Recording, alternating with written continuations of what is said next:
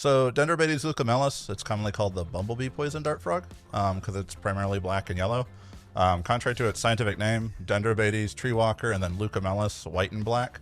Thinks it's kind of weird until you think about taking an animal and putting it in a little container full of alcohol and then sending it across the ocean to be described, and they lose those colorful pigments. Yeah. So that's kind of where that came from.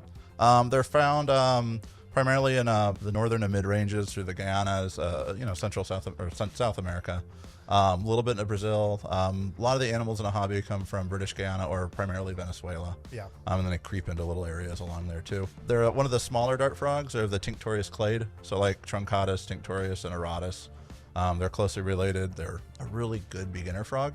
A lot of people consider them the best. Me too. Yep. They have a nice loud call. Like almost all dart frogs, they're diurnal, so they're awake when you are. And they're great in groups. So even if you, you've heard of like Tinctorius or some dart frogs where males and females can fight, it can still happen with Tinctorius, but it's a lot less likely and it's a lot more minor. Yep. So it's really easy to get like a group, depending on tank size, like 4 to 6.